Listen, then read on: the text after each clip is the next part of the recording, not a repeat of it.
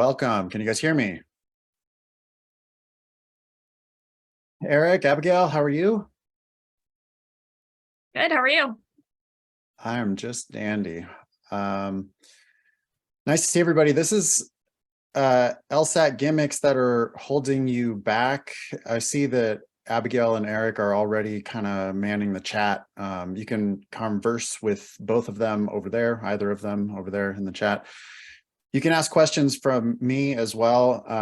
The best way, though, to ask me questions is to use reactions and the raise hand feature. If you raise your hand, I will finish my thought and I'll call on you when I get a chance.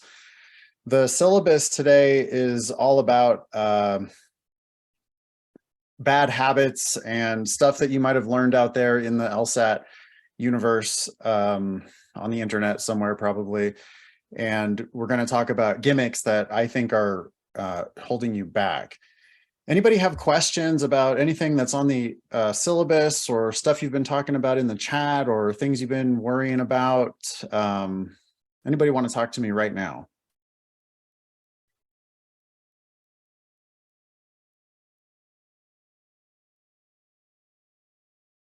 I think that you guys, once we get going, will probably have additional gimmicks that you would like to discuss. I know that there's a lot of bad information out there about how to study for the LSAT, so we can discuss your own gimmicks that you might have learned somewhere. First thing I want to tell you, it's the very top of the agenda, is that you really don't need to learn anything about types of logic games. Most logic games books or classes are going to be really heavy-handed, telling you that, well, okay, so we've got sequencing games, or you might call those linear games. And then you've got other kinds of sequencing games that aren't quite linear. And then we've got grouping games where we're putting, 6 people into 2 equal groups, but then other types of grouping games have unequal groups, or on even still further types of games, we might have more players than we know what to do with. So like we've got 9 people on our basketball roster, but 5 of them are going to start. So we're selecting 5 out of 9. And you'll hear people throwing around terms like, well, that's an overfunded selection game or whatever. You'll hear lots of semantics about logic games, types. And at LSAT Demon, we don't do any logic games types at all. Rather, we teach you that there's really just one type of game, which is the type of game where they have given you all of the information that you need to answer all of the questions perfectly. And you don't need to know any sort of a template for solving the games. Rather, what you need to be able to do is to improvise. And some of the hardest games for students are the games that don't fit neatly into any type. You might have heard people talking about hybrid games or blended games or some other semantics about games that don't fit neatly into a category. Well, my goal is to make it so that you don't even notice that these hard games that don't fit into a category, I don't want you to even know that they exist, because I will continue to remind you that they are giving you all the information you need. All you have to do is read it carefully, use your common sense brain, connect the pieces of the puzzle together, and answer the questions. There's one right answer, there's 4 wrong answers. And we really don't focus on types. I see, Jasper, I see you in the chat talking about circle slash and in-out games. And circle slash is a technique.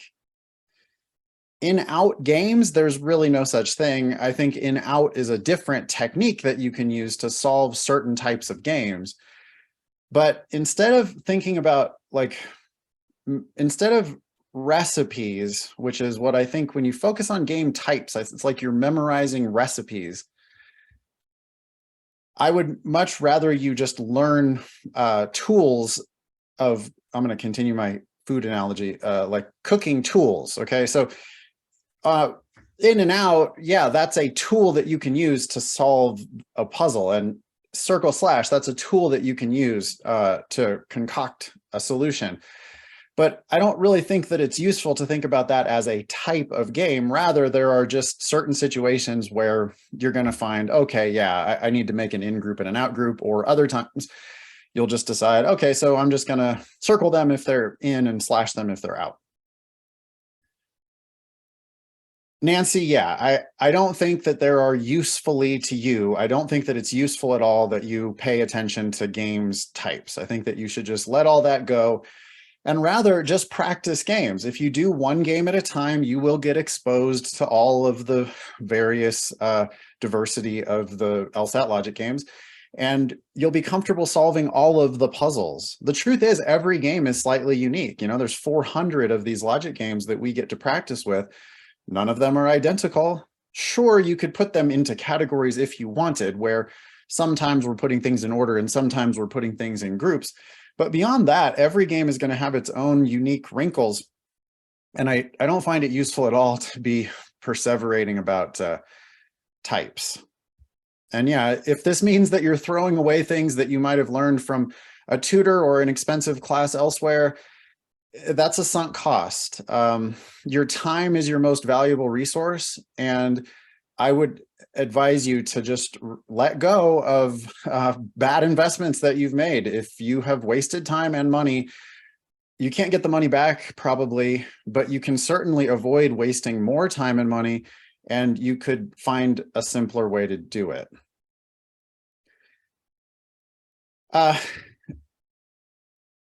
Many of the gimmicks that we see out there, like learning logic games types and reading the question first on logical reasoning. That's the last bullet on my agenda here, but I also do not want you to read the question first on logical reasoning, primarily because I think it takes you out of the easiest mode, the most fun mode of doing LSAT logical reasoning, which is you read the argument and you attack it. You tell them why their argument just doesn't hold water. And if you learn to do that properly, you're going to be predicting the answer to half of the questions, maybe more, on LSAT logical reasoning. People who read question stems first are much worse at predicting answers because they read the question stem and they go, oh, I'm supposed to strengthen this? Okay. And then they start reading the argument and they're like, it's like they are on the team of the person who is delivering the argument. And maybe they miss the fact that the argument sucks, because they thought that they were doing no, I'm supposed to help this argument. Well, yeah, okay, you are going to help the argument eventually, but the way we're going to help that argument the most is by attacking it, telling it why it doesn't actually prove its conclusion. Then when it says, how do you help this argument? You go, oh, well, yeah, I'm going to tell you what's wrong with it. And sure enough, we can find an answer that's going to fix what was wrong. So I do not recommend reading the question first on logical reasoning. I do not recommend looking at types of logic games. And this brings me to the second bullet point on the agenda, which is don't skip questions. I'm going to do this two separate things here. Don't skip questions on the LSAT. Skipping questions on the LSAT is a recipe for disaster because roughly the later questions in each section are harder. So you might have learned from a tutor or a class that was like, well, here's what we're going to do. We're going to figure out which types of games we're good at, and we're going to skip the ones we're not good at. And we're going to figure out what types of logical reasoning questions we're good at, and we're going to figure out which ones we're not good at. We're going to skip the ones we're not good at. Two huge problems with this. One, why are you allowing yourself to be not good at some of the law school admission tests? Law school is for killers. You need to be planning to destroy this test. You need to get all of the points you can. You need not to have weak points. And there's no reason why you should have these weak points, because it's actually not the case that certain types of games are harder or certain types of logical reasoning questions are harder. I just don't think that that is realistically true, especially because, second thing, every time you skip a question, you're presumably increasing the average level of difficulty of the questions that you are going to complete, because they're presented roughly in increasing order of difficulty. So if you skip questions early in the section, if you skip, let's say you skip 5 out of the first 15 or something, well, now you're doing 5 of the questions between 16 and 25, and that's where all the hardest questions on this test actually live. Furthermore, why we shouldn't have a plan of skipping questions. Even if you skip it, you probably spent some time deciding that you were going to skip it. So you've read a little bit of it. You've read enough of it that you're like, oh, I'm afraid of this question now, so I'm going to skip it. Well, that's a waste of time, because if you're skipping the question, then the investment that you've already made in reading a little bit of the question is just worth totally zero, and you go on to the next one. Another reason why you shouldn't skip questions, because if you do, it's going to be human nature that you're going to want to race through the section so that you can finish, so that you can go back and do the ones that you've skipped.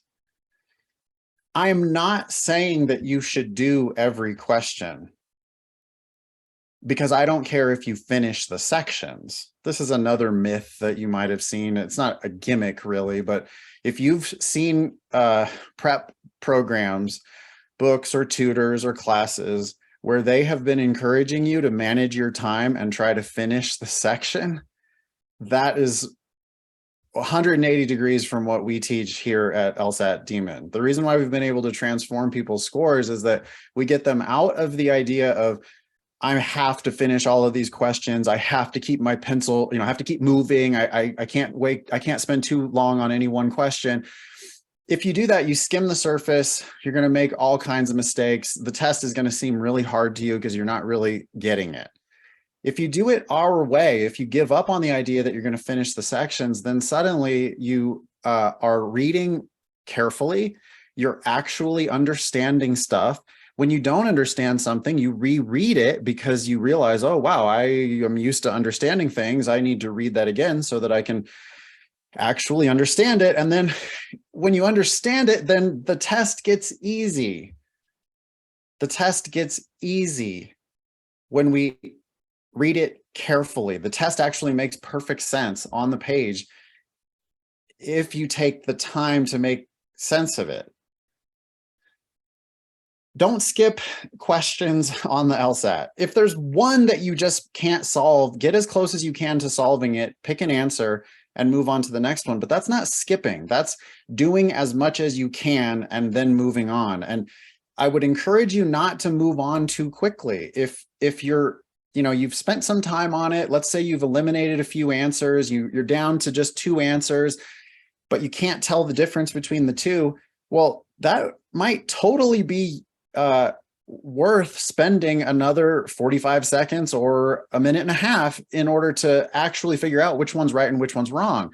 A 50-50 is not that good, but if you can narrow a 50-50 down to, yep, I'm getting it right, then you're actually providing a ton of value to yourself.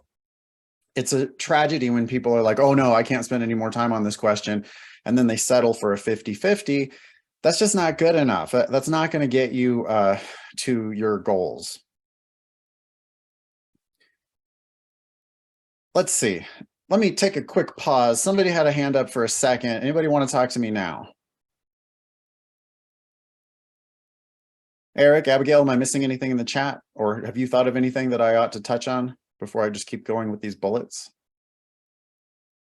I'm responding to a DM right now, which I think is making the case, if you want to return to reading the question first, makes the case for reading the question stem first, saying if you take a few seconds to read the stem, you know what question type it is, and you'll immediately know whether you should be looking for arguments or facts.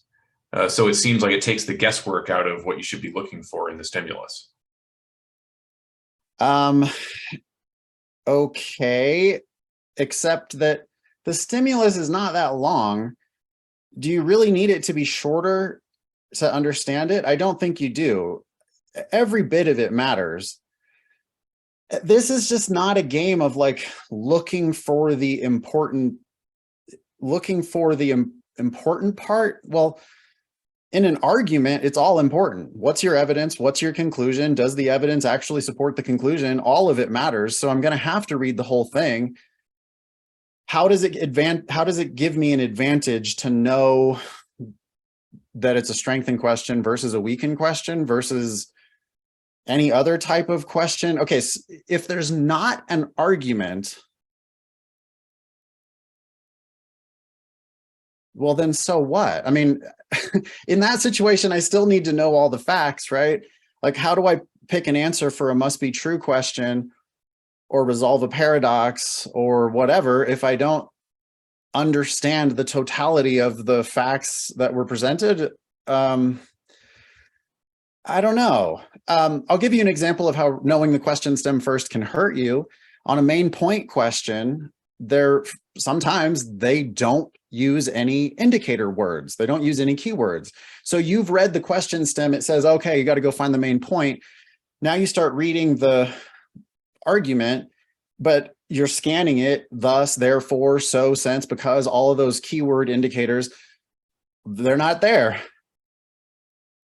Oh, but I have to find the conclusion. Okay, well, which sentence is the conclusion then? You start juggling the sentences around, trying to figure out which one's the conclusion. Maybe you'll figure it out that way, but it's also possible that they didn't even explicitly state their conclusion. Sometimes main conclusion questions will have an answer that is implicit.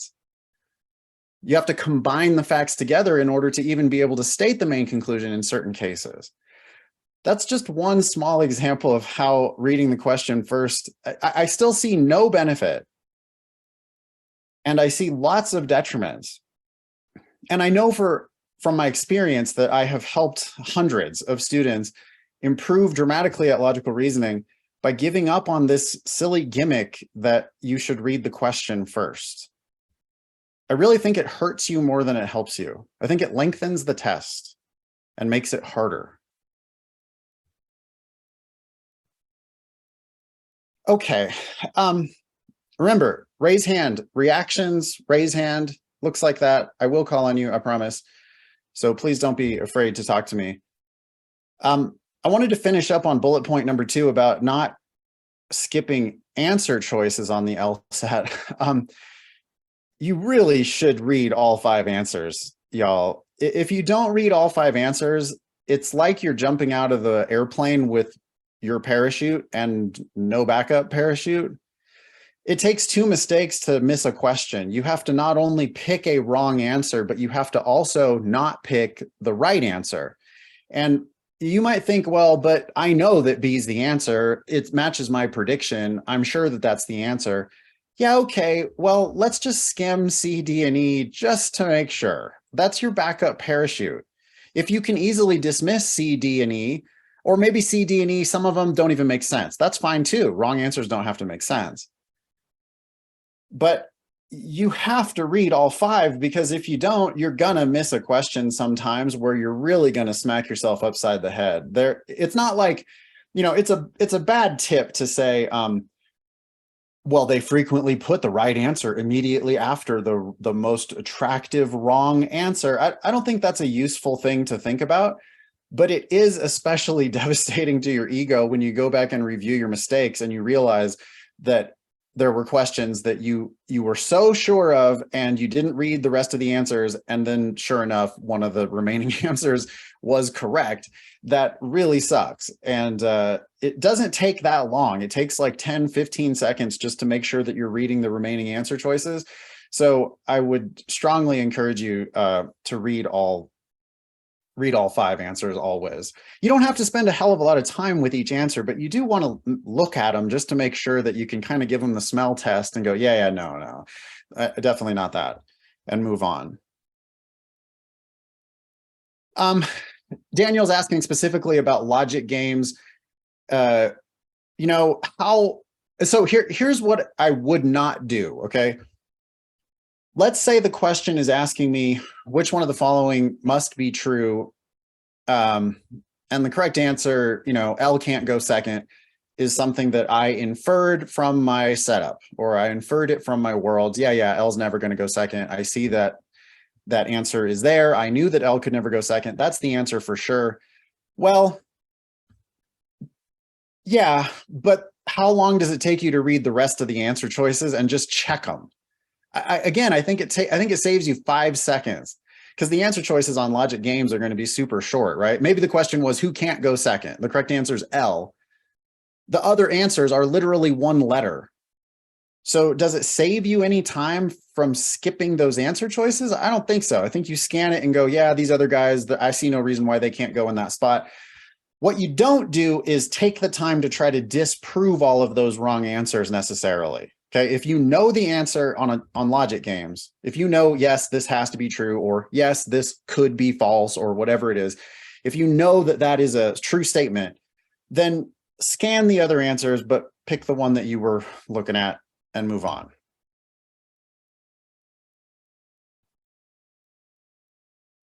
Hope that's helpful.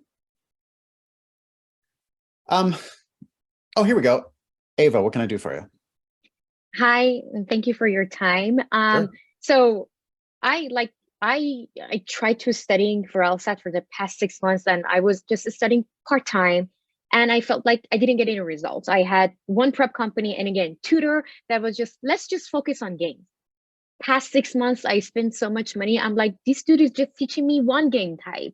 And anytime I'm scoring, the highest I got is like 136. And I don't know, I'm sorry for this language, but I don't know shit. I just know one game type sequencing. And I felt Yeah. like, oh, there is something wrong with this. I spent so much money. And again, I invested in a prop company, but like, again, I was part-time studying right now. I was like, I really want to go to law school. I don't want this stupid test take me away from the dreams and hopes I have. So I'm studying LSAT, on my own again, with everything fresh, but it's still with the prep company I have because I felt like I spent so much money. So let me get Nah, at least out of it. no. So and and okay, I got through LSAT Demon, thank God, from one dude that I just found randomly on Instagram. He was like, you should read it and understand it. And he signed me up for LSAT Demon. And that's how I got to be here today. So I am now with LR. I'm really trying to take my time reading and understanding, paraphrasing it to myself, sentence by sentence. The issue is when I'm trying to attacking it, I attack it, but I don't know, is my attack correct or not? I'm like, I attacked it based on the premises, but sometimes even that attack get me to a wrong answer choice. So the issue that I have with LR right now is like, okay, now I understand. Now I get it, but this attack, where am I doing wrong with my attacks? You know, the part that I know I need to treat it like, shut up, let me talk. You don't know shit, and you shouldn't tell my client to do this when I say shoot. But I'm like, what is the attack? One, what I am attacking it, but What do why am you I think putting? you're supposed to be attacking, Ava? What do you think it means when we say attack the argument? So attacking this conclusion, the thing that they are saying, right? And yeah, and what? Okay, so attacking the conclusion, what do you do with the premises? I'm like, okay, just because you believe in just because you said this, that doesn't mean it would get you here. Yeah. So I say that to myself. Yeah, that's the game. That's it. That's all you have to do. On LSAT logical reasoning, pretty much all you have to do is understand what they're saying. Mm-hmm. Most people who are struggling, especially if you're in the 130s and you're stuck there for a long time, you're not understanding what they're saying. You think you are, but you're not. Okay. So you need to read better to get into the 150s. You just really need to read better. Mm-hmm. So slow way down, do far fewer questions than you probably are right now. I mean, you need to be doing like 10 questions per section. That should get you into the 140s. So slow way down and make sure that you're really understanding what they're saying. But then, yeah, when you understand what they're saying, the game that you're supposed to play on LSAT logical reasoning is, what's the evidence? I'm not going to argue with your evidence. I'm going to tell you that even if your evidence is true, your conclusion can still be false. Mm-hmm. Now, that might be because you have made an explicit error in reasoning where I can say, hey, dumbass, I see what you're trying to do here, but this does not, 2 + 2 does not equal 6. You know, sometimes you can just describe a flaw in their argument. Other times, maybe they said 2 + X = Y or something, and you're like, okay, that's possible, but I really need to know what X is and what Y is. Well, if you tell me what X is, then I guess I could tell you what Y is, but you need to give me more information, and you'll argue around the edges where you'll say, okay, well, I'll give you credit for all of your premises. All the evidence that you have presented is definitely true, but I'm not going to buy your conclusion, and here's why. And a quick question. Can I bring up one personal example that I feel like is still a little help me out? Can you attack my conclusion? Can I bring up one example and you attack my conclusion? Like, we can try. Okay. I'm not gonna eat dinner tonight because I just got my period and I am attending to a class right now. You're assuming that if you have your period and you're going to a class, then you're not going to eat dinner? Yeah. Where's your evidence for that? That would be my objection. Okay. So this example helped me at least to understand conclusions. So that's why I'm like, okay, so that assumption that you made is going to be my correct answer choice? Depends on the type of question, Ava. Yeah. They ask you 12 different questions. Are we talking about a sufficient assumption question, a necessary assumption question? Okay. Your tutor led you wildly astray, Ava, by spending all of your time on one type of logic games. With the LSAT Demon, we will always encourage you every week to spend a little bit of time on games, a little bit of time on logical reasoning, a little bit of time on reading comprehension. And then, yeah, on logical reasoning, you are going to learn question types because question types absolutely do matter. Hope that's helpful, Ava. Let me get to Nancy. Thank you.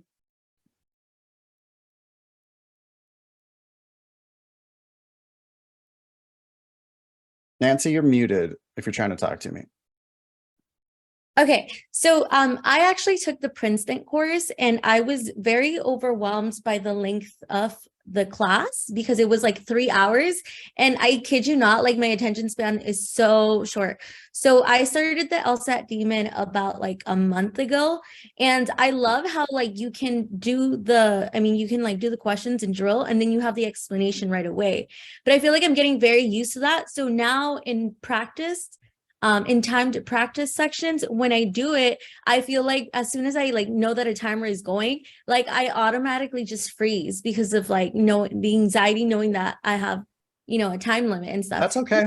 That's okay. That's natural, but you just have to desensitize yourself to that. You need to do enough timed practice. We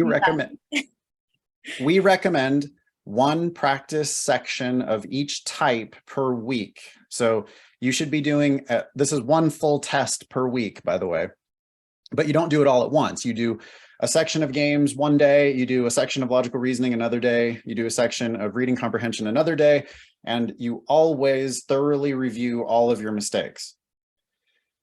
If you do this regularly for some period of time, Nancy, you should then learn that you're going to get your best scores when you don't race the clock, but instead you just calmly answer one question at a time.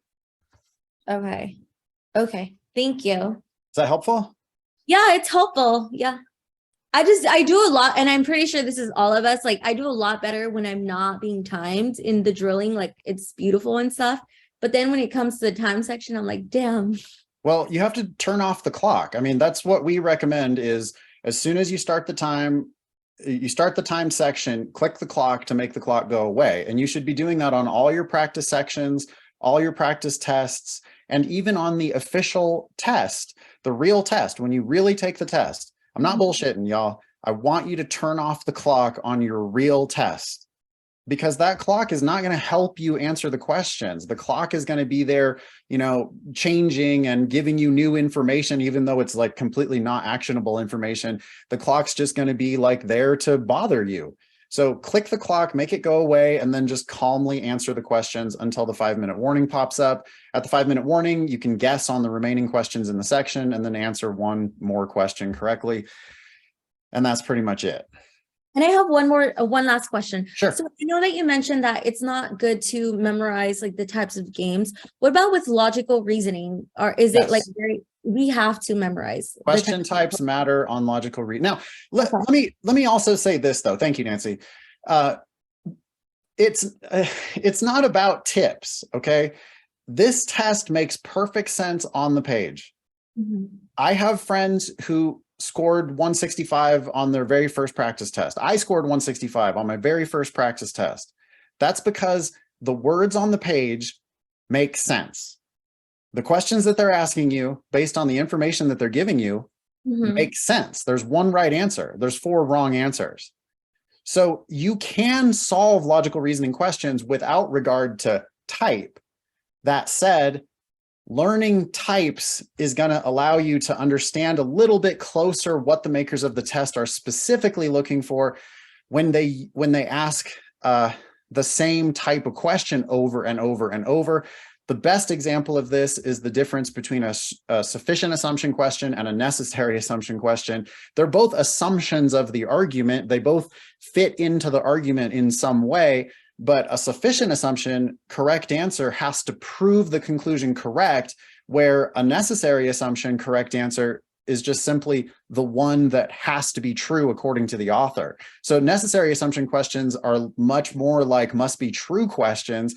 Sufficient assumption questions are much more like strengthen questions, or actually super strengthener questions. So even though necessary and sufficient assumption questions are this super related type of, that seems like they're really related, and even the words sound the same a lot, but what you're doing to try to find the correct answer on a sufficient assumption question, we're always going to predict the answer because we have to make the conclusion win. So we can build that bridge. There's some evidence, there's a conclusion, we're going to build the bridge, and I can always predict the answer to a sufficient assumption question. Necessary assumption question, maybe not. Maybe sometimes I can, but frequently it's just going to be like, oh yeah, wow, I didn't even think about that, but wow, you really better believe in this thing, or else your argument can't possibly win. And they're 2 totally different types. So yes, you have to learn those, Nancy. Okay, thank you. Okay, next bullet point on the agenda that I want to talk about, it's just simply this test, it's just not about tips.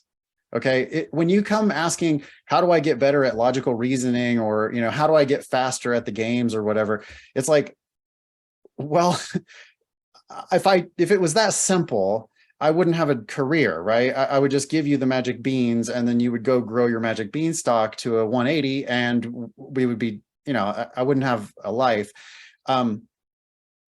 The test is it's like basketball or any hard sport. Okay, it can be easy to like get going, but it can be hard to master it. And what you really have to do is practice a lot. There's no like magical tip that will make you great at basketball,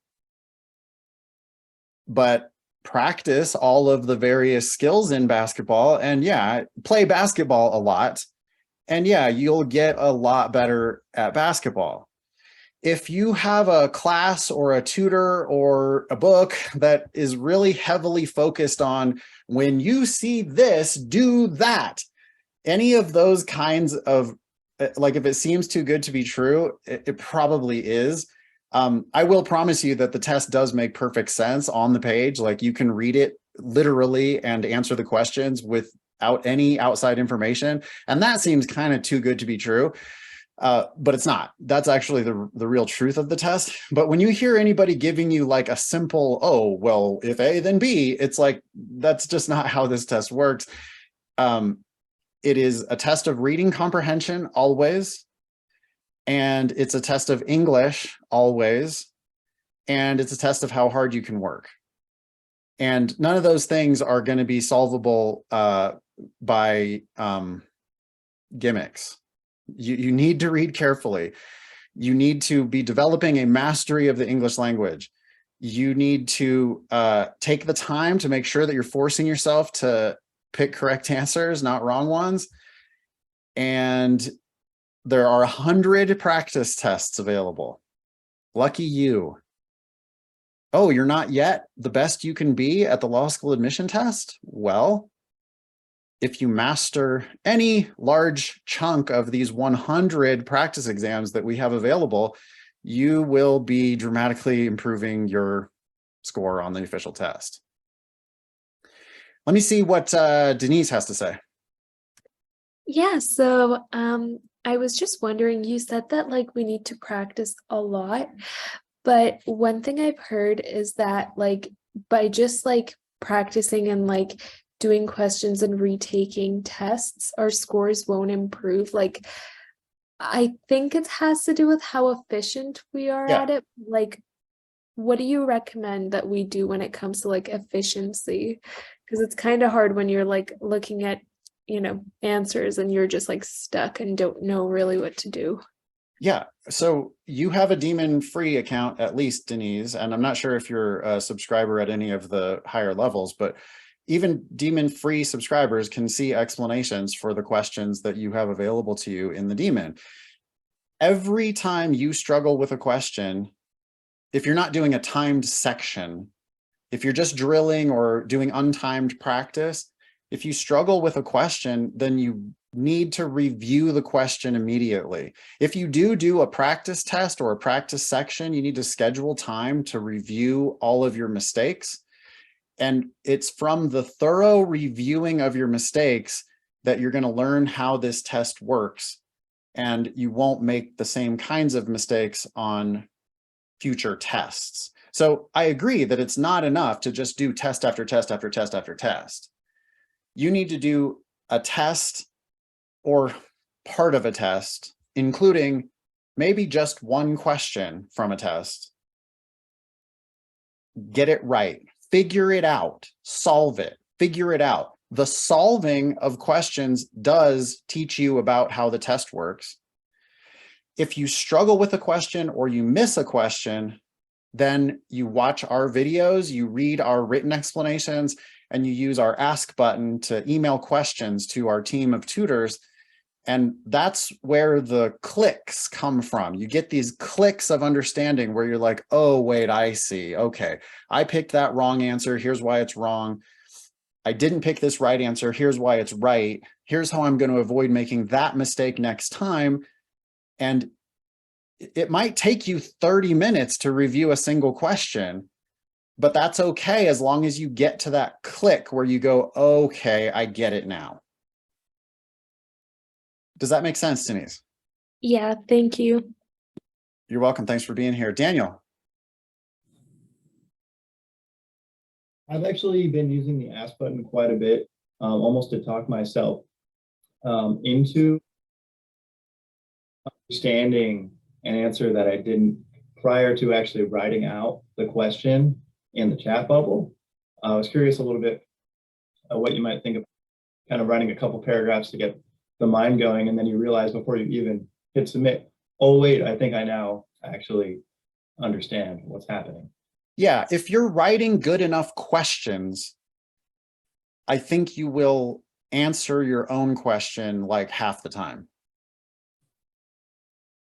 But in the cases where you go through that process and then can't really figure it out, you can say, hey, can you, I want to clarify here, but ask as specific a question as possible, because we have written explanations for almost every question.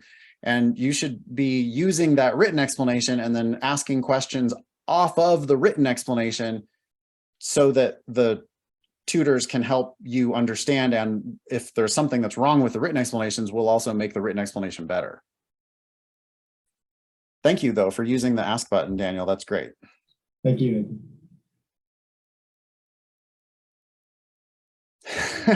Melissa, that is funny. Out of scope. One of the first things that I learned about LSAT teaching is that any student who says the words out of scope doesn't know what they're talking about. It's like it's almost universal that way of thinking about it. When you're like, oh, that's wrong because that's out of scope. What do you mean it's out of scope? What does those words have never appeared on the LSAT, by the way. I mean, they're not part of the LSAT test itself. So where did out of scope come from? I don't know. That's just some like LSAT dogma. And, it is true that on like a must be true question on logical reasoning, an answer could be wrong because the facts don't support that answer. But just this lazy like labeling of things like, oh, well, that's just out of scope. And then I see people do that same thing on a strengthened question or a weakened question, which unfortunately answers are never going to be wrong because they're out of scope. We have to assume that those answers are true when we pick them on that type of a question. And I just have seen more people go wrong with out of scope than go right. Amanda, what are your thoughts on having a set number of minutes for yourself per question? I hate it. I really hate it a lot. It's exactly the opposite of everything that we teach at LSAT Demon, because at LSAT Demon, we are teaching that you have to do your work. You have to do the work of a lawyer and solve questions. And I don't give a shit how long it takes you. You have to solve it.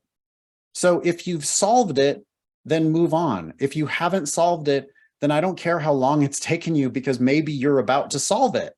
And you should continue working on that question until you solve it. Javier, limiting yourself to 1.5 minutes per question is terrible strategy. There are many logical reasoning questions that will take me 3-4 minutes even. Now, some other questions I'm going to answer in 45 seconds, but this arbitrary 1.5 minutes per question is totally bogus. That's not how it's done.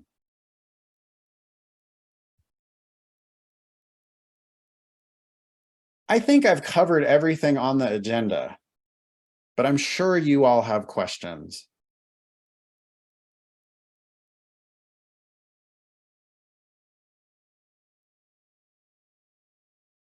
Jasmine. Hi, so my question has to do with, I know you said like don't skip questions, which I think I can agree with that. Don't just read them and invest time into them and then be like, oh, never mind, I'm afraid of it. But let's say you see a question that's extremely wordy on logical reasoning, which most aren't super wordy. The answer choices could be short too.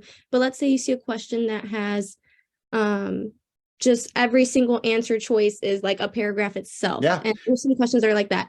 Can you look at that and then just skip it right away? Don't invest any time, and that's still helpful? No, you could, but it's very likely that you would be skipping one of the easiest questions on the test. That's probably a parallel reasoning question, right? Where they're asking you which one of the following exhibits the same pattern of reasoning as the reasoning above, and you can see those every answer choice is just as long as the paragraph you were given, right? Mm-hmm. So yeah, you see it at a glance that it's really long. But unless it's question number 23, it's probably not also really hard. And many students actually come around to this realization that if I see one of those matching pattern questions or parallel reasoning questions in the first 20, it's possible that it's going to be really super easy. And the correct answer, by the way, might also be A. And so if the correct answer is A, right, let's say you do the question. So you attack the argument. Let's say the argument has an obvious flaw. It confuses sufficient for necessary. You read A, it has the exact same flaw. It confuses sufficient for necessary in the exact same way. You feel really good about it. And now you just kind of skim B, C, D, E, and it turns out that the answer is A. Or the argument confuses sufficient for necessary. You read A does not confuse sufficient for necessary. You dismiss it. It's like easy to get rid of it because you know what you're looking for. It's not there. Yeah, there's kind of a lot of words there, but the logic of it is probably pretty simple. And it can frequently turn out to be, Jacqueline is agreeing with me in the chat, that the lengthy ones sometimes are the easiest ones. Okay. I've been told to skip it only when if like you see you're running out of time, which now you mentioned turning off the clock, which I didn't know was a thing. But when you see the clock and you see, oh, you got 5 minutes left and maybe one of those come, then skip. I wouldn't just skip it if it was like, if I had all this time, then it's like, yeah I can spend my time in it. After the 5-minute warning, so at the 5-minute warning, you should guess all the remaining questions, right? D. Go back to the one you were working on or the one you were about to work on. And, maybe you only have time for 1 or 2 questions after the 5-minute warning. You probably only have time for 1 or 2 questions. So if the question is this monster in length, I suppose you could just skip and do the next one. But I don't know that you're picking up a hell of a lot of value by doing that, right? We're kind of talking about rearranging the deck chairs as the Titanic is already going down. I mean, you're going to have that last 5 minutes, but whether you do or do not skip that question in those last 5 minutes is just really not a very critical decision, right? What is critical is how you invested the full 30 minutes getting up to that 5-minute warning. Okay, thank you. That was helpful. Awesome. Travis. Hey Nathan, how you doing? Hey, good. Good. So I'm new to the LSAT preparation, I guess, business. And I haven't taken an LSAT diagnostic yet. Okay. Trying to form a plan for a potential career of combining the skills that I'm learning right now in my current job and a attorney position. So outside of what I think your answer would be of just start by doing an LSAT question, how would you educate the new, like completely new, completely green person in approaching the LSAT just as a whole?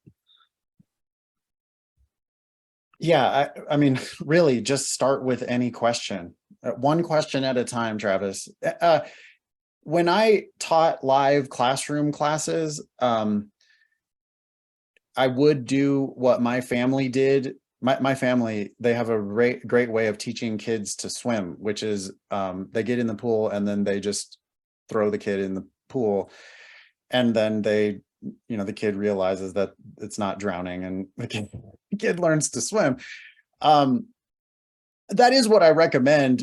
And that's what I always did when I taught live classes. I would just like the first day of class, it's just like, boom, here's a full practice test. Because why not? Let's get on with it.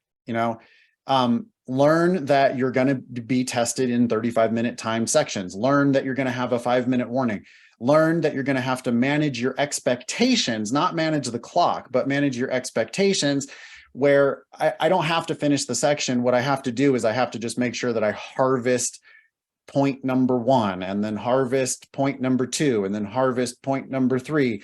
And if you never do practice tests, you might never learn that really important skill of just chilling the fuck out when the clock is ticking.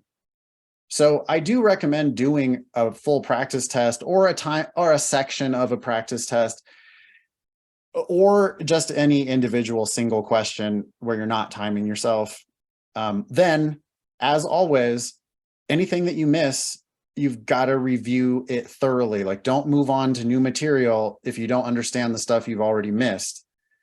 By the time you accumulate 5 or 10 practice tests, you should have learned a hell of a lot about the way the test operates simply by reviewing the questions that you're missing.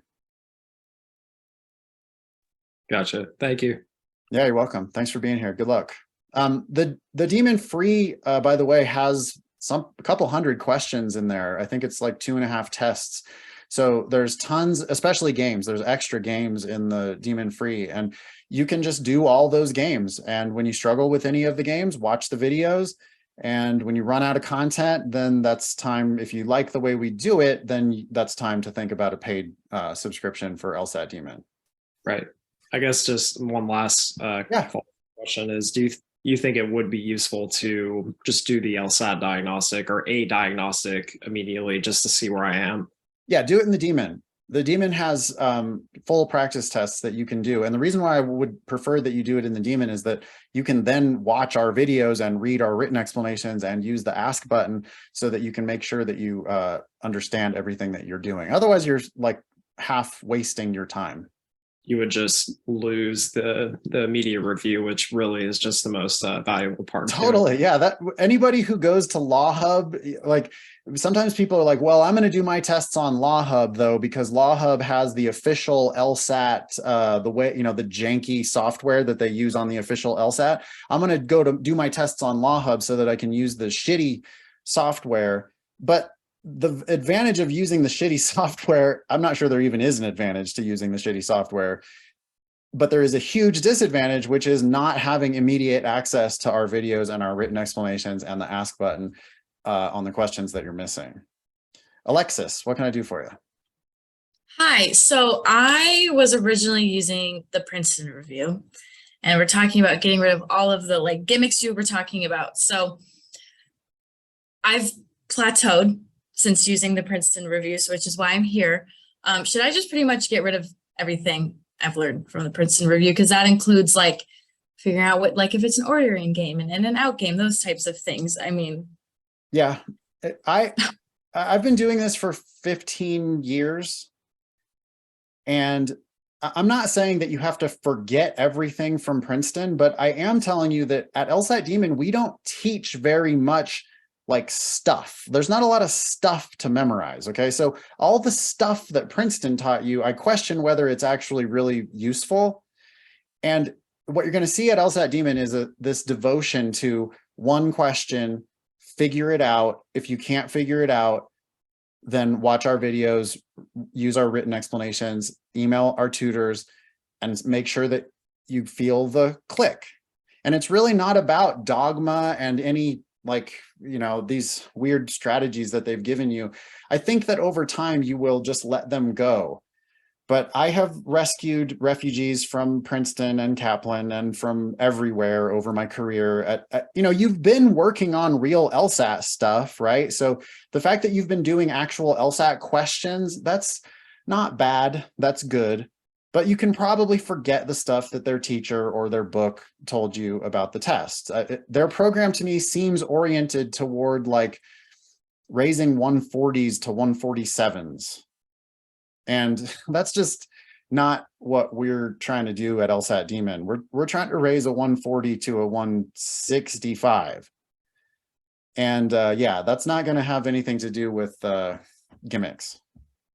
yeah, because I was reading your blog post about like the negation test, which I have found the most confusing thing in the world, the negation test. And it was pretty much just like, get rid of it. It's not helpful. And you're doing it almost becomes a triple negative, like your blog post said. So yeah, I think that you will find the way we do it to be simpler. I mean, I just know that I hear this all the time from students. They always say, well, yeah, I took Princeton, I took Kaplan, it made it seem really hard. I have all these theories and strategies in my head. You guys just do it such a simpler way. And I'm like, well, yeah, because it kind of is simple. Like it really does make sense if you get out of your own way with all of these silly strategies. okay, thank you. That was really all. I just wanted to see how those gimmicks like chopped up to all of this. So thank you. Thanks for being here. At the top of the hour, I have to go teach a 2-hour LSAT class for Demon Live subscribers. I know that I will see some of you over there. Abigail's going to be my TA over in that class. Eric is going to hang out with you guys after time or after I have to leave. Now's the time if you want to ask me anything else. Daniel. Anything? So I've been studying for a few months with you guys. Stage where I'm getting a little frustrated with myself, and I'm improved by quite a few points, but still a long way to go. Do you have any advice? I listen to your and Ben's podcast quite a bit, just to kind of stay pumped up and stay in the game. Just as far as like the meditation stuff that you convey a lot, and staying sort of in that Zen sense of staying in the zone when you've been at it for a few months, but you have a long road ahead still. Yeah, I mean, I think I would tell you just that less very likely might be more. We try to get people to invest 1 high quality hour per day. And if they have more time, then great. But if they don't have more time, that's totally fine. And sometimes I think the most productive thing that you could do is actually shut it down and go to bed. And get up and kick ass tomorrow at your job and make time for healthy, solid, focused, rested LSAT prep. I had an interesting thing happen yesterday where I was like trying to do my taxes, and there was this one really annoying thing that I had to do, and I did it. And then there was all this rest of this stuff that I could do because I had removed this annoying obstacle. And I had a moment of, well, laziness, but also it turned out to be brilliance, because I was like, you know what? I could do all that other stuff, but I took care of this real annoying thing today. I'm going to declare victory and go play video games. I go play video games. I go to sleep. I wake up today and I'm like happy that I removed that one annoying obstacle, and then I just happily sat and did the rest of the annoying shit that I had to do to finish my taxes. And I don't know, maybe there's something there with LSAT prep where if you're just really not feeling it, I do think you probably should get some rest and come back to it. If you start feeling burned out, you gotta dial it back a bit. I hope that's helpful, Daniel. Harjeet. Hi, sorry, I'm on my commute back home, but I just wanted to say thank you. I have been studying for the LSAT since the summer of 2022. I made the mistake of taking the test twice since then when I wasn't ready. And I have been struggling with exactly what you said was the burnout. And I saw my progress plateau because of that. And I probably shouldn't have taken my test. But as a person who has some experience under their belt, is there any other tips? I have live now and I really want to focus on improving. Any tips for someone in my position? Yeah, it's just not about tips. It's about one question at a time. I appreciate you being here and I appreciate you asking questions. The questions that you need to start asking are specifically related to an actual LSAT question. So use the ask button. If you come to classes, ask your teachers specific questions like, can you explain why not B one more time? Or can you explain one more time how C strengthens the argument? And it's got to be related, like, so bad question, why am I bad at logical reasoning? How do I get better at reading comprehension?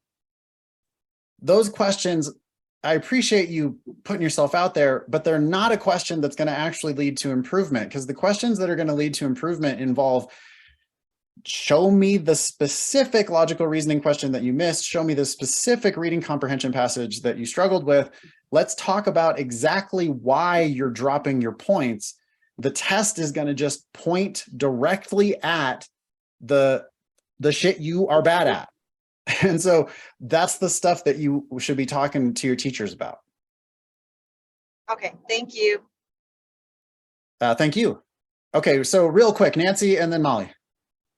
Hi, so I'm subscribed to the basic subscription right now, and I'm looking into subscribing for the live one, but I was like looking at the classes. So when you, let's say I like sign up tomorrow, is there like an intro class or you just kind of like jump in? Yeah, just jump in, just come to any class. You don't need, there's no intro necessary. You just need to show up and start working on real LSAT questions. My class that I'm going to teach right now has one logic game, one reading comp passage, and we'll do like 3 or 4 logical reasoning questions. And that's it. You don't have to have any previous prep. You just come to class and we start working on real LSAT questions, and hopefully you solve most of them yourself. And then the ones that you can't solve yourself, the teacher's right there to say, oh, okay, so here's what you should do to solve a question like this. Is there an example of a class you guys have given, or is it just like the explanations? Eric and Abigail should be able to give you some links to classes, like full classes that we've done. Yeah, Nancy. Molly, last question, and then I got to go. Okay, so in doing some of the like reading comprehension questions, they sometimes have the questions that are like, what would so-and-so agree with most? And it seems like in a lot of the review, they're like, oh, this seems like a really weak answer. And I've found myself kind of like, oh, I'm down to 2. This feels like a weaker answer. And like kind of in this talk, I'm like, ooh, that feels gimmicky. Yeah, that is gimmicky. Yeah. I mean, it's true that most questions on reading comprehension are just must be true questions. If they're asking you, what would the author think about this thing? It's like, well, what did the author say about this thing? I'm going to pick an answer that's related to what the author said about the thing. Content always trumps. So it does have to match what the passage actually said. If it does match what the passage actually said, then it doesn't really matter how strong it is, right? Unless it's stronger than what the passage said, then we don't care about strength. And I don't care how weak it is. If it doesn't say what the passage said, then it's not the correct answer. So content first. Try to predict those answers, Molly. You can predict the answers. What does the author think about XYZ? Well, what did the author say about XYZ? One of the answers that's closest to that is going to be correct. Thank you very much, everybody, for your questions. Thank you, Eric. Thank you, Abigail. Eric, the microphone is yours. Thank you very much. Bye, everybody. Thanks, Nathan. Have a good class. Okay, what can I help with, people? I am Eric. I did my own study with the LSAT Demon back in the day, back in 2022, I think. No, 2021. Took the test a couple times. Happy with my 175. I'm in the middle of applying to law schools myself. I also work on the Thinking LSAT and the LSAT Demon daily podcasts. But happy to be here with you, answer any questions that you have about the stuff that you've learned from other places, questions you have about the Demon, anything really. So Nancy, is that an old hand or you got a question? I think you just... Yeah, so I actually do have a question. Yeah. So I started with the Princeton a while, like a couple of months ago, and I just felt like it wasn't really helpful. And I was telling Nathan this earlier. So then now I'm doing this every day. But like when you first started, did you first start with a diagnostic test? And how did you get to your 170? I don't know, you said 172? What? My final score was a 175. I scored a 170 on my first test and then a 175 on my second, and thought that was good enough. What was like your first diagnostic, if you don't mind me asking? Not at all. My diagnostic was a 162, which wow. Okay. is pretty high. I was fortunate that, you know, the test plays to a lot of my natural strengths. So mostly for me, it was just a matter of becoming comfortable with the logic games and grinding out and becoming just really good at the logic games over a few months.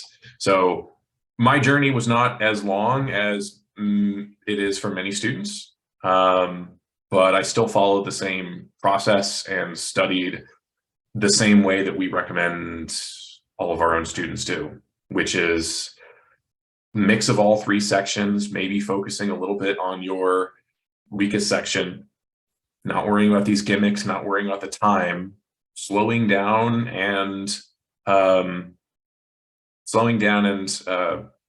you know, just focusing on understanding.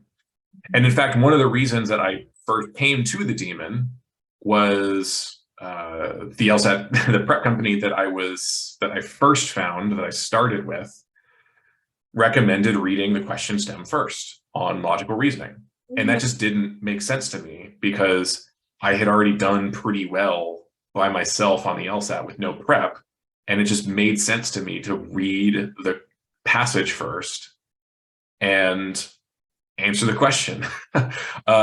So when I heard the guys on the podcast talking about how dumb it was to read the question stem first, I was like, okay, that makes sense to me.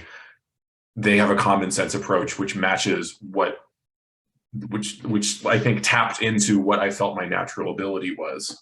So yeah, that's kind of where I landed here. Okay, thank you. Yeah.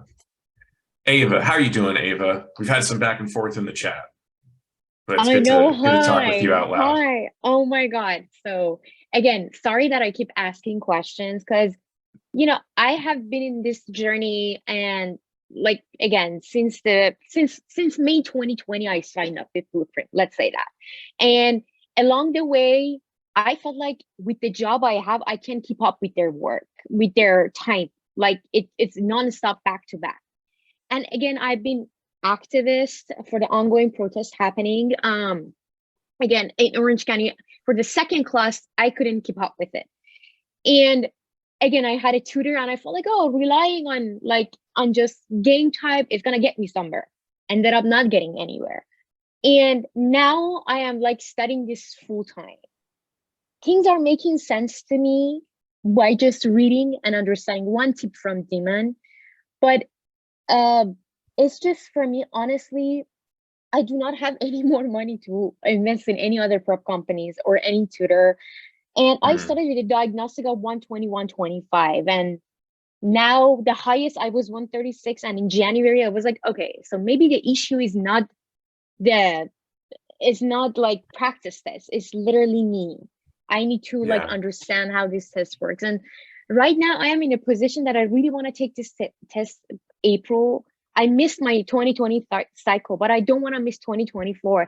And right now, there's a lot of frustration that I carry. I'm like, which method should I go? Demon says one thing, Blueprint, for instance, say one thing, and I'm like, who should I follow right now? My issue is like, now, okay, now I am fully committed. Who do I need to follow in order to get where I want to? This is the problem issue I have right now. Sure. So the thing I will say about the Demon and its method, if you can call it the method, is that we really just believe that you are good at the LSAT when you focus on understanding and not treating, how should I put this? I feel like I got to approach the LSAT and when I studied for the LSAT, I was improving my ability not only to take the LSAT, but to be a future law student and a future lawyer, because we really do believe that the LSAT is specifically designed to test the things that will make you a good in law school and a good lawyer, which are reading comprehension, the ability to analyze an argument, not your ability to employ tips and tricks and gimmicks that you have to learn over, a set syllabus. So we don't have, we don't have a recommendation or requirement for you to attend however many classes. We have many live classes available every day, but we don't recommend that everyone tries to go to any of them. We say maybe pick one or two, maybe pick one live class every day or two. If you decide to sign up for the live tier, which you don't have to, but if you sign up for live, maybe go to a class every day, maybe one every 2 days. Otherwise, that's just too much time in class because you need more time spent on your own. But you just pick classes with teachers that seem interesting to you and that work with your own schedule, because you're kind of just going to hear the same thing in any one of our classes. Like, you don't need to start from anywhere. You just join, and what I tell you in class today is the same thing that I told the class 2 weeks ago, which is just, we're going to do the same thing today, which is slow down, understand the passage, and answer the question and predict the answer to the question, and then find our prediction, or be open to the correct answer that doesn't match our prediction. So it's not about fitting into a schedule. It's about setting your own schedule and then kind of working with the Demon, however that works. As far as the cost goes, I know that is a big concern. I don't know if you've signed up or applied for the LSAC fee waiver, but if you do have the LSAC fee waiver, I forget what our deal is. If you go to the Demon plans page, you can apply your LSAC fee waiver, and I think are eligible for a few months of Demon Basic for just like $30. It's just whatever the cost is that we have to charge because of the license with LSAC. So if you need help with that, if you do have the Demon fee waiver, you can check out the plans page or just email help@lsatdemon.com and they can help you get that set up. In the meantime, maybe you've already done the free LSATs, like the Test J, Test 65, but Demon Free does have 3 practice tests, full practice tests available with all of the explanations. There are some lessons, but it's really about those questions and their explanations. That's a couple weeks of work, maybe several weeks of study material for you that you can do without having to pay for it. And if that approach, if it feels good for you, if you feel like it's clicking for you more than your other approaches, then, consider upgrading if you're able. Hopefully you can get a fee waiver and get that sorted out. I already got fee waiver, so great. Yeah. If you have the fee waiver, email help@lsatdemon.com and let them know, and they can talk you through getting a discount on, I think it's Demon Basic. Yeah, perfect. Thank you so much. Thank you. Sure thing. Thanks, Ava. Great to meet you. Harjean, how are you doing, Harjean? I'm good. How are you? I'm doing well. What can I help you with?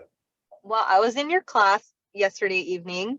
Oh, awesome. And there's a question on, I think you remember determinism.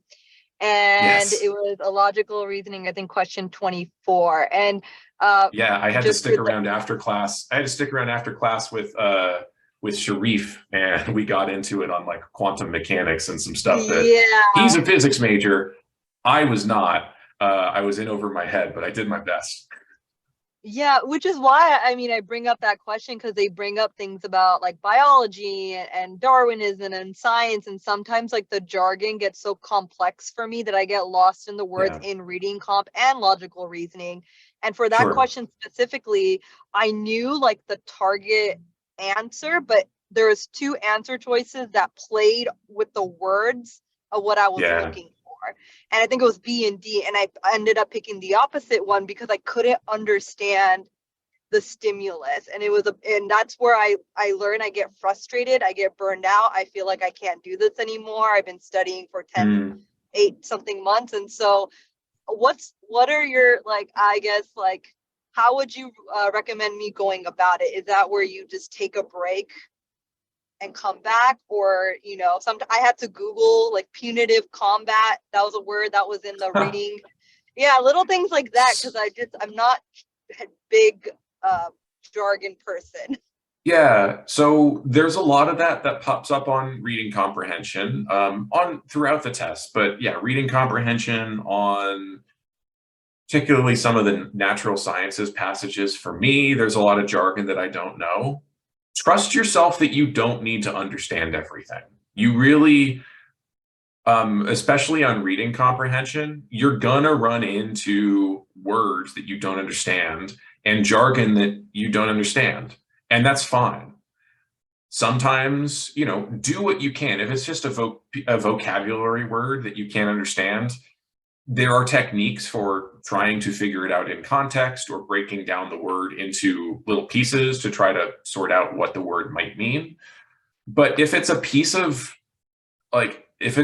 jargon, you can generally trust that either A, the LSAT will explain as much as you need to know about it in order to answer the questions, or B, you just don't need to know what it means. Sometimes I will read about something to do with microcellular biology on a passage and be like, oh, I don't know what that means. But I trust that I don't have to. That if you can just think of whatever that word is as just a puzzle piece and kind of recognize that term relates to the rest of the passage and relates to the author's idea in a specific way, and sort of understand what that relationship is. Like, I don't know what this is, but I know that the author said it because it's an example of this other thing. So it's just, I don't know what it is, but I know that it's an example to prove this other point. And that's usually all you need to know. So I would say basically that, like, take a moment to try to figure it out, to try to see if you can figure it out in context. If you can't, probably the most productive thing is to just accept, I don't need a perfect understanding of this. I know what it's supposed to, like, I know its function here, even if I can't define it. So I'm moving on, and I'm going to be fine, because the LSAT's not a science test. It's just not. And I recognize the questions never really ask you specifically about the jargon. It's just kind of the idea. Yeah. And so, but I get tripped up when I'm reading it, and then I give up before I even get to the end of the passage or the stimulus. And so I'm trying to teach myself to keep pushing through. And I've noticed with reading comprehension, I'll read the first paragraph and be like, what the hell? And then like go through the entire passage and be like, wait, go back to the top, and I'm rereading again. And I don't think know the reason, sorry to interrupt, I think the reason you're getting lost and feeling like you're giving up is because you maybe allow that jargon or allow some of those individual words to distract you from the actual main point of the passage. Because the main point will not be what you know, a mitochondria is. The main point will be whatever broader implication like that little thing has on the author's main point. So if you feel yourself starting to like slip, I would just take a breath, pause, and remember what it is you know about the author's main point. And then any of the little details only matter in how they serve that main point. Yeah, that makes sense. I appreciate that. Thank you. Yeah, sure thing. Keep at it. I know it's tough work, but you got this. Thank you. Denise, how you doing, Denise? Hi. So Hi. Oh wait. wow, there's two. there's wow, two two of people. us. Yeah. Sorry, I'm looking at Right. Denise Graham. Okay. Okay, that's me. Wow. My Denise and question then is, Denise. right. My question is a little bit of a piggyback off of Harjeet's. I'm good with reading comprehension, but this, I get to reading it and I get super distracted. My brain starts saying, that movie I watched. Oh, and it's like, I don't know what it is. If these certain words I hit, and it is like, well, what if this happened? And it's nothing to do with what I'm reading. And I don't know if it's, I'm getting bored with it, because I've typically always done good with reading comprehension. So now I'm at a flip. Logic games. Denise, it sounds to me, Denise, it sounds to me like you're human. Sounds like you're human and you get distracted, and that's fine. We all deal with it.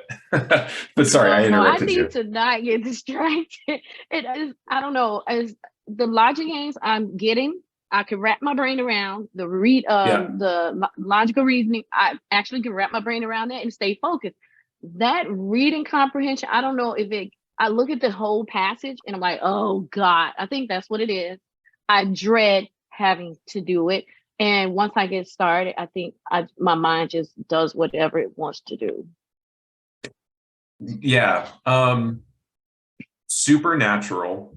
You're not the only person who gets distracted in the middle of reading. Happens to me as well. A couple suggestions. I don't know if you've ever tried out any mindfulness practice or meditation or anything like that, but give it a shot. There are like free meditation apps that can do guided meditations. And the whole point of meditation is to pick something really simple to focus on, like your breathing. Just sit there with your eyes closed and focus on your breathing. And you're never going to be able to do it perfectly, but that's not the point, and that's not the goal. Really what focusing is just noticing when you've become distracted and not beating yourself up over it. Just being like, yep, I got distracted. Take a breath and let me come back to what I was thinking about before. So focus is really about refocusing, and mindfulness practice, meditation is kind of good practice about that. Okay. Other thoughts that I have, so give that a try if you haven't. It takes a while. Like anything, it's something that you have to practice at. Other things specific to RC, one thing that I do on reading comprehension is I like to treat reading comprehension kind of like logical reasoning. You know how we always talk about how on logical reasoning, you want to really attack the argument. You kind of want to be like an asshole lawyer to the argument. And you just assume that the argument they're going to make is bullshit. Excuse my language. I kind of do the same thing on reading comprehension, where I'm looking for the author to tell me what their point is. Like, all right, author, you're making some point about medieval law.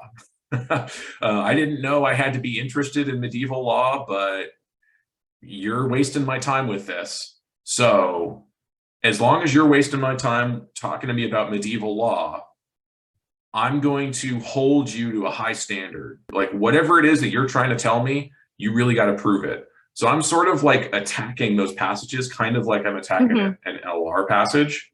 Okay. Saying, okay, this is what you're telling me, but you haven't proven it yet. Here's the information that you need. Like, here's the kind of evidence you would need to tell me in order to prove your point. Are you going to tell me that? What are the questions that I still have? So when I kind of take that almost like antagonistic approach to the passage, it sort of like kind of riles me up a little bit, engages me more with the passage. It's about being like an active reader and not just like letting the words wash over you, if you know what I Okay, mean. I get it that way, because when I tried to do it the other way, where when I watched one of the videos and it was trying to break it down and go through each sentence and things like that and get an understanding and predict what's next, was just paraphrasing. It was like I flopped. It was a total flop at it because I just don't even know. I probably was thinking about my house. I have no clue what was happening, and it just wasn't working. So those videos where we take our time and we understand every sentence, like one thing to note is that like that takes a lot longer out loud than it does in your head. So that is the kind of stuff that I'm doing. If I need to stop and paraphrase a sentence to understand it, if I need to invent some analogy for myself to understand it, if I need to reread, I'm doing that. Like I still do that, but I also do it in the context of trying to understand the author's main point, asking questions, trying to predict where they're going. Got it. Okay. It happens a little faster in my head. So if you're zoning out over the course of a half-hour video when we're doing that out loud, it is a little different. But whatever it is you can do to, fake some sort of interest in the passage until that fake becomes reality, you gotta figure that out. Yeah. It's the zone out when I read, but it's being interested when I'm watching a video. It's so freaking crazy. I'm like, oh yeah, gotcha. I get it now. Got every question right. When I read it, it's like, hey, let's go do the yard. When are you gonna do the yard? When are they coming for the yard? And I was like, what does the yard have to do with zoology? All this other stuff. So that's where I'm at. But I'll work on that and try to do the meditation and get the focus straight. Maybe that's my issue. You got it. Thank Thanks, you. Denise. I appreciate it. Yeah. All right. Denise, what can I help you with? Hi. So I'm just wondering, have you seen anyone like improve by like 30 scores? And if so, like, do you know how long it took them to get there? I don't know how long we have seen students improve by that much. Yeah.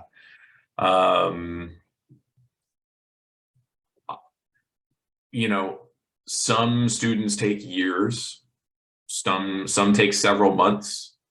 I would think, I don't know this for sure. I would think that it's probably gonna take a student who increases their score by 30 points. That's a very big improvement. I would expect that it probably would take a year or more, but I don't know that for sure. Okay. I know that, let's see. I'm trying to look up now. We have some of our own teachers who started in the 140s, I think, and ended up in the 170s. Let me look. We recently, Lily Taylor, one of our tutors, went from 147 to 174. Same thing with Beth, went from 147 to 174. Alla went from 145 to 176. Not bad. She, I think, did every practice test and it took her a few years. Okay. All right. But it's going to be different for everybody. Yeah. Like I've heard it depends on like your own pace and also like the quality of your practice as well. Yeah. But, the advice that I would give to you is the same as someone who I would give to someone in the high 160s, which is just keep doing a little bit every day and focus on reviewing the questions that you got wrong and making sure that you understand the questions that you got wrong. And that's how you make progress.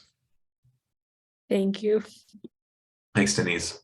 I got a DM here. What moral boosts can you give? Is this person still Yes, they are. What more boosts can you give older students studying for the LSAT and planning to apply for law school this fall? Between you and I, but I am in my 30s and I feel like I would be at a disadvantage due to my age. I'm 32 and I'm applying to law school right now. You know, I graduated from undergrad over a decade ago now, which is crazy to say. But yeah, there are plenty of applicants, students that we have who are in their 30s and older in our live classes, and it's just not that uncommon. I think a number of our other teachers are in their late 20s and early 30s and applying right now. Matt Dumont, who's been with the Demon for a while, he's a 3L now at University of Maryland. He didn't, he's on a full ride at University of Maryland. He didn't apply to law school until he was in his 30s. I'm, still waiting on all of my offers, but pretty excited about some of the places where I've been accepted. So you're not at a disadvantage. If anything, I'm grateful for the time that I had between undergrad and applying for law school. I think it has made me a more complete and experienced person. It's given me some really healthy perspective. I have to believe that come law school, I'm going to be able to treat it as a job. And, I understand what it's like to have a full-time job and a part-time job on the side, and what that workload is like. So yeah, I think just trust that being slightly older, but really not that much older, the life experience that you have is going to pay off. And actually law school admissions committees recognize that. And I think adcoms tend to like seeing applicants with some real world experience. So yeah, don't sweat it. Cool. Nancy, you got another question? Yes, well, now I have two. So Okay. the first one, what made you apply to law school now versus then? I didn't know I wanted to go to law school back then.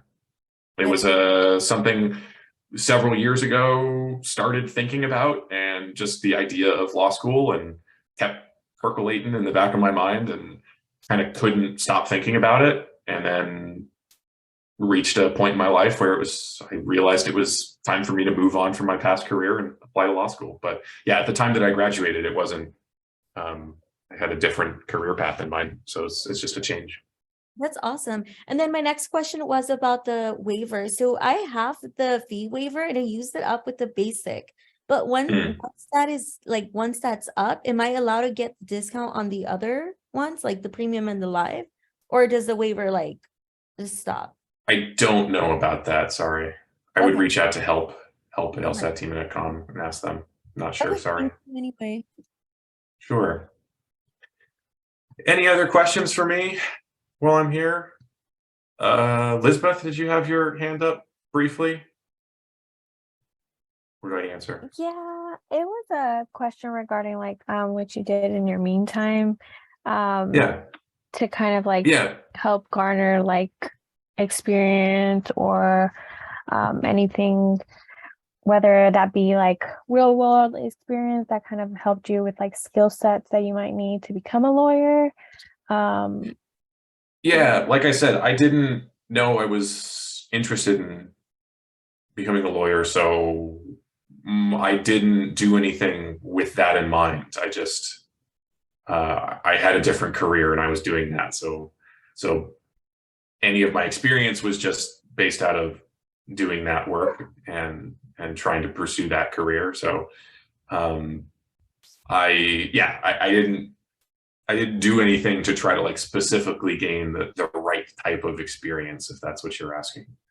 And I don't think you need to. I think law school is a place, and if my acceptance to some really good law schools is any indication, the law schools recognize that a diversity of backgrounds and diversity of experience are really important and can serve you in different ways. So I would not recommend, if you're considering what can I do to make myself a better applicant, a more attractive applicant, and a better law school student, I think it really comes down to, like, if you're still in school, focus on school and get good grades. If you're out of school, focus on your LSAT and get a good LSAT score, because that really is going to be more important than your extracurriculars or anything else. And besides that, just get a job, do something that's interesting to you, pursue a career opportunity that seems like it's going to be fulfilling to you. Maybe it turns out that you'll love it and you don't need to go to law school after all. But don't do anything besides, killing the LSAT. Don't do anything just because you think it'll look good to law schools. Do it because it's interesting to you. Thank you. Sure thing. Travis, you got a question for me? I do, and I don't mean to keep you here forever, but all good. I'm on the clock, man. Oh, nice. That's a good reason to say. So, my question is, what were some indicators in your previous career? I know you mentioned that you didn't really have an idea that law school was something you wanted to pursue until more recently, or I guess later or more mature in your life. But what were some indicators for you, or some pieces of evidence for you, that being an attorney is something that you want to pursue, and a type of career that would be a good fit for you and your personality and your characteristics? Sure. Yeah, as far as my prior career, I won't go into like all the details, partially because this is being recorded and will end up on the internet, but more in talking about my interest in the law. I had an experience as a juror on a pretty large criminal trial a few years back, which kind of was my first exposure to the courtroom and legal proceedings. And it was a pretty high profile case that lasted 3 weeks or a month. And just something about the process and being there felt, I don't know how to describe it other than to say it felt very familiar to me. Like, it made sense to me, and was proud of the work that I did as a juror, and just felt like what the lawyers were doing and the way the lawyers communicated and argued their cases was really fascinating to me and resonated with me. And I know some lawyers, and speaking with lawyers and learning what their jobs are and learning what it takes to be a good lawyer, it all seemed like stuff that played to my strengths. I always had an interest in reading. I've always found the craft of writing to be, particularly persuasive writing, to be really gratifying. I have always I've had a broad range of interests, and the idea of going into a career where you're always learning and always researching something new seemed really ideal to me. So it was, and then there were sort of particular specific careers within the law, and a particular practice area that became interesting to me based on some life experience with my past work. But more than that, it was just kind of getting a feel for what the foundational skills of a lawyer are, and realizing that they seemed like stuff I'd be good at, or at least would find really, really interesting in a career. Right. I gotcha. That gives me a lot of good insight to somebody else's perspective when they're, I guess, thinking about this career path, because that's kind of the genesis of my thought of considering law school, a career as an attorney. So just my current career and how it would translate. So thank you for that perspective. Yeah, sure thing. Thanks, Travis. Anything else for me while I'm still here? All right. Well, it was a pleasure spending the evening with you. Feel free, if you want to get a hold of me at any point, my email address is Eric, that's ERIK at LSATdemon.com. Open invitation to send me questions if you'd like to. Or maybe I'll see you in a class. I teach a few live classes throughout the week as part of the LSAT Demon Live program. So I will happy to see you there. Oh, Nancy, you got another question? Yes. Do you offer private tutoring through like? I do, but I do, but anytime I meet with someone as a consultation, I tell them not to do it. I've effectively whittled down my, I think it was the last free session that Nathan did, which was all about why you don't need a private tutor. And the long and short of it is that I'm not going to tell you anything in a private tutoring session that I wouldn't tell you in a group class. It would just be wildly more expensive for you to do it one-on-one. So I'm technically still available as a private tutor, but I would try to talk you out of it before taking you on as a student. Just because I think your money is better spent signing up for Demon Live, because otherwise, like 2 sessions with me would cost you like a month of Demon Live. Okay, thank you. Sure. All right, everyone. With that, I will wrap things up for the evening. Hope to see you. I don't know when the next one of these is on the syllabus, but you can always check out LSAT.link/Nathan, and it'll lead you to wherever his next free class is. Bye, y'all. Thank you. Have a great rest of your week. You too. See ya.